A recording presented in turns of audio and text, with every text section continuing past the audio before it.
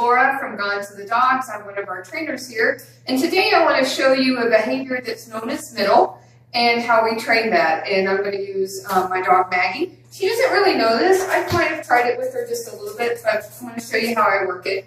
So in the beginning, I wanted the dog to go from behind and get in between my legs. And yes, I want her to lay down. So I'm going to help shape that lie down by me bending my body. Good job, Maggie. And I like that she's right here in between my legs, so I'm going to reward that. So starting, if your dog is to the side of you, you can cant your body a little bit and just pat your legs. Good. Yes. There you go. Good. Good. So what I want to do is I'm going to go ahead and get my clicker out now because I want to mark whenever she gets between my legs. So I think for her, I'm going to help her out by being a little bit to the side. Yeah.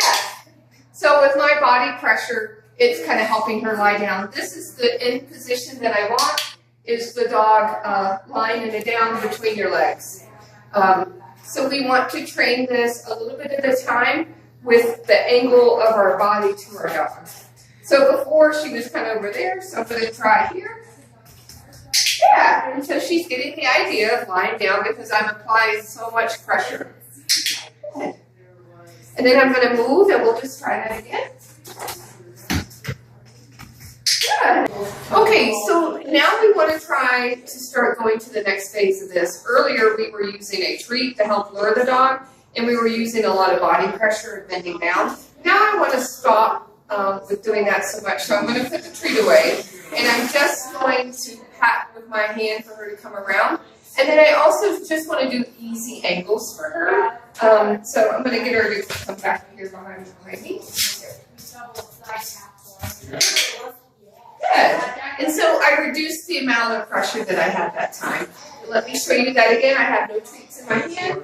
I'm just going to pat my leg. Good. So that's the next progression, is we want to use easy angles of the dog's entry. We want to have the treat out of our hands, and we want to use less pressure. And eventually we want to be able to tell our dogs verbally middle, and they come and go in the middle, and they automatically lie down. And so in order to get to that, we have to shape small approximations of that behavior. Good. And so also I'm going to, eventually we'll work on this position. Eventually I want her head out between my legs because she's a little far back. But we'll work on that in the next phase. Okay, so we're working up into a higher phase now, and what our finished product should look like is whenever we tell our dogs middle, they go in between our legs and they lie down on their own. So we don't ask for that down. We are shaping this down. Remember, shaping means we are waiting for it to happen, and when the desired behavior happens, we're going to click and reward that. So we're also going to start at this phase 2 now of trying harder angles with our dog and not hardly giving any pressure with our body. So I'm going to start with Maggie in front of me. Maggie. Hi. Ooh, that's okay. Mistakes are okay.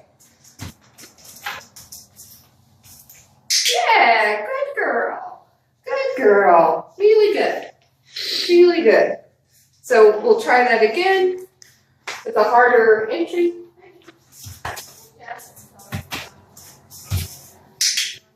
Good. Good. And one more time. This time I'm going to try not to do any pressure with her.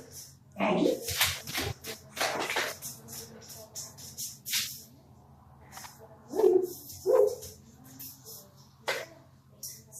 So I'm just going to wait until she gets in the position I want.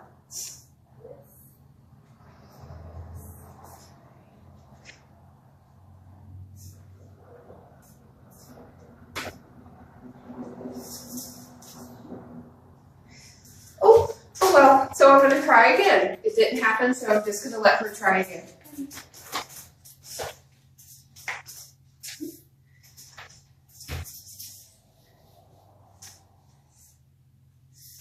Yes, really good. So now I'm going to jackpot this because I had quite the failure. So now I'm going to jackpot this.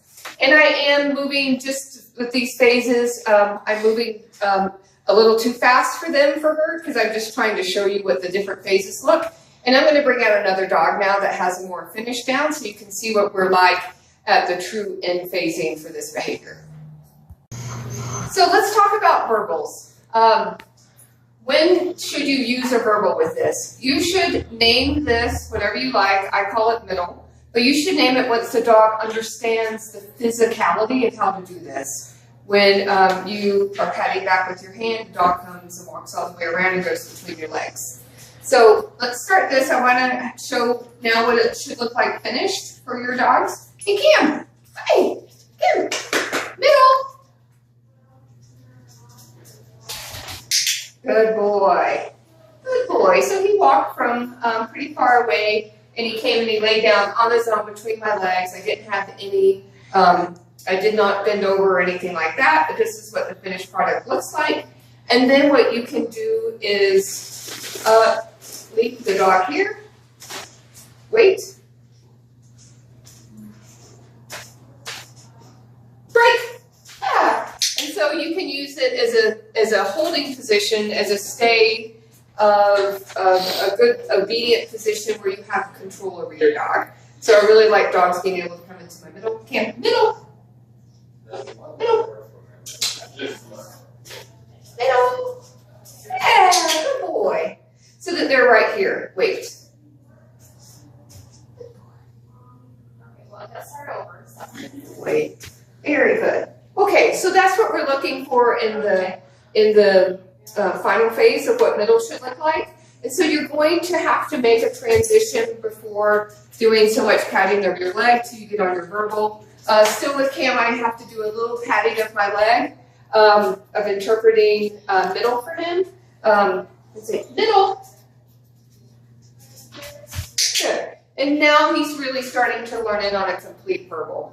So that's middle. Have fun with this. This is a great control position that you can use with your dog.